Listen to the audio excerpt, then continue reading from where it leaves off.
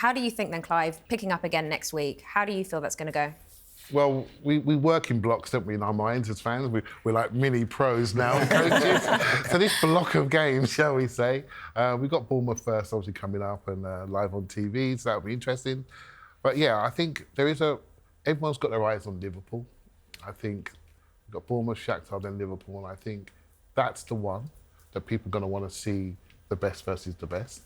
And Liverpool are a very interesting team this year with a different construct in midfield. It's so interesting to see how they are and their new build-up, etc. So, although we got 2 games before that, my eyes were already on Liverpool, and I can't wait for it. Yeah. Look, I agree. I can't wait to see the first choice midfield soon. Hopefully, in Rice, Marino, and Ødegaard. I think that is the first choice midfield. I'm looking forward to that gang getting together at some point soon. Probably Liverpool will come a little bit early, but no, I think we're in great shape. Considering the fixture list, which has been treacherous, some really tough away games, considering the injuries, considering not every game has gone to plan as well. I think to be where we are right now in the league, 1 point off the top is pretty stellar. Adrian, would you still take, even though Partey's been incredible, would you still take him out even in this type of form? Because I think at the minute with Partey, the way that he's playing, I've got so much confidence in him, and I get what you say, Moreno when he comes on and Rice, but to all of a sudden just take Partey out of there, I just feel. And I don't know whether Mikel would do that. I'm sure he would give Thomas a chance, but I think with Thomas Partey, the athleticism or the slight lack of compared to 2, 3, 4, 5 years ago in his career is making a difference. I think out of possession, he just can't recover in the same way that maybe a Mikel Merino might be able to do. But look, we'll see. He's playing well. It's options. Yeah, exactly. Yeah. It's the most important thing. We'll take it. So let's dive into the Southampton game then. Obviously, 3-1 win. It's nice to win, but it wasn't exactly, a routine win, was it, Darren? It wasn't. I mean, when you go 1-0 down after dominating the whole game against the worst side in the Premier League, you're like, oh no. But again, there was probably a couple of seasons ago when that happened, I'd be like, oh, we're not going to get a goal here. But for whatever reason now with Arsenal, I didn't panic. And that was the thing with me. Arsenal go 1-0 down, I'm like, where are we going to get a goal from? But they stayed relaxed, they stayed composed. I mean, Kai Havertz scores a great goal, which I'm sure we'll speak about him a little bit later on. But yeah, it was in the end 3-1. I thought was probably the right result. We drew from where we needed to. I thought the squad played a big part. I think some of the changes really helped as well. But as I said, you're going to get scares like this. And Southampton are one of those teams, and for whatever reason, Southampton always seem to give Arsenal problems.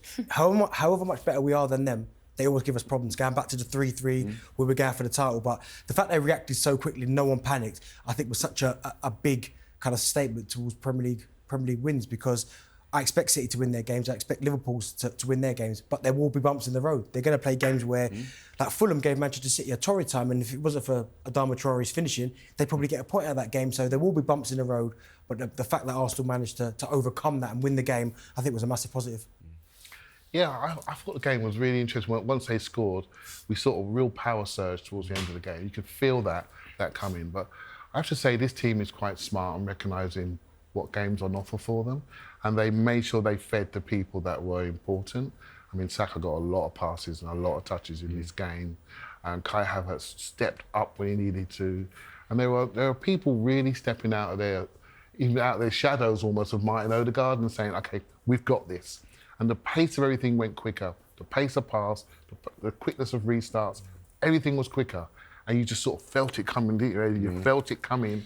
And then when it happened, it was no surprise. In fact, it happened almost too quickly. We had 20 minutes to go before the end. And I felt maybe it was a bit shaky for a couple of moments. I thought Arsenal just needed a bit of fire in their belly. Like, it was almost like, we know we're going to win this. And it needed the jolt of conceding to get them going. And also, I think the triple sub was timed brilliantly from Arteta, and I think all of the guys that came on delivered. I would say, I mean, some of the numbers were crazy. During that time on the pitch, Trossard sort of made as many runs into the box that Jesus had in the entirety of his time on the pitch. Yeah. Martinelli ended the game with the second highest number of sprints of all the players. Wow. He was only on for 39 minutes. They really did inject like a fresh energy, and I think that was the key to the victory. And it was. And I agree with Clive on feeding the main men, and the main men are absolutely Saka and Havertz. I mean, head and shoulders numbers-wise and with the eye test. They're the star guys at the minute. That's a really good point because Thomas Partey's sitting behind them, isn't he, in this game? And he's not an up and down right back. And he looked at them and said, I'll just give it to you. I'll just give it to you two. Consistently. And he's walked off, he got off the pitch a little bit early and he thank you very much, taking 3 points. He simplified it. He didn't try and overdo it, did he, Thomas Partey? He literally just went, have it. And I think that's a sign of a mature player, actually. You almost force-feed them, didn't you? Just keep giving the best players the ball. Just keep going again. I know you're going to get tired, but we need you. Just keep giving it. But as Adrian was saying there, he's 100% right. I do think top teams at time, they get a little bit complacent in certain games because they know they're better than the opposition, but you just need something to just wake you up a little bit to go, OK, hold on a second here, we're in it. And I think Arsenal now are turning into one of those teams that they at times maybe know how good they are, that they need someone to kind of give them that rocket to go, right, hold on, there's a danger you might lose it. And then they all up it 10% and then you can't live with them. So with all of your points of what you just said and what we were just talking about, yes, we're confident. It's nice that we are confident when we, especially even when we do go 1-0 down, and we are confident going into these games. But then why is it that we do sometimes have to concede to have this fire in our belly? Why can't we just start the game with the fire in the belly, whoever we play, and keep going the whole way through? Why does it have to sometimes come out once we've conceded? I'm going to give that one to you, Clive. Because I can see the smile on your face and you were kind of like, I don't want that one. But... No, I wouldn't say that that's the case normally. I wouldn't. I think sometimes, look at the goal Leicester scored on the volley. You know, what a goal that was. I think sometimes teams just punish you.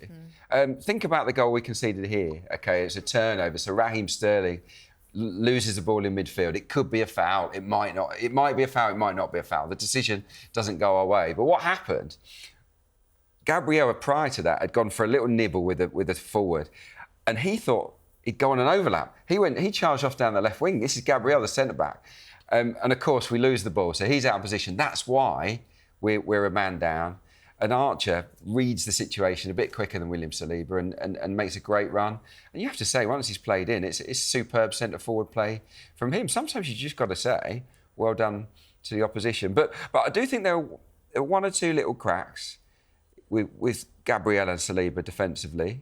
Just one or two. Like on this occasion, Saliba switched off a little bit. Yeah. We saw Gabriel in the game against Brighton. Could he do better for the goal? Absolutely. Yeah. We saw Calafiori at the Etihad dive in and get done. So that it's not a perfect defence, but you know, I still wouldn't swap it for any other in the division. Yeah. I think you're absolutely right, Adrian, about that defensive side of things and the two centre backs and why is the gap slightly wider? The full-backs now are a bit more progressive and punchy and they're moving off their spots. They're not standing in the three like Ben White used to. So they're punching out. And even on that goal, when Sterling tries to dribble down the middle, which really isn't our principles to dribble. Once you win it back, you've got to keep it for at least 2-3 passes so you get into attacking shape. But he went for the gamble in and Partey's crept up, Gabriel's crept up and suddenly clipped into that corner and we're in. Against Brighton, we didn't get narrow enough, quickly enough when that ball went through. We weren't narrow enough.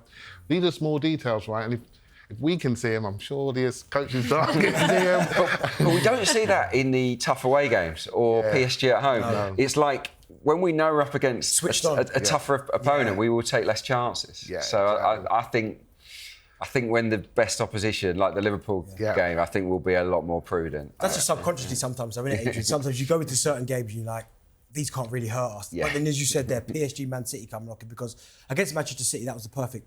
I know we were 10 men behind the ball, but in terms of the gaps between full-back, centre-half, the midfield and the back four, it was perfect. There was no gaps anywhere. The only thing Manchester City could do was go round. But when you play against lesser sides, you do tend to switch off. You can't help it, but just subconsciously you think, well, someone will bail us out from somewhere.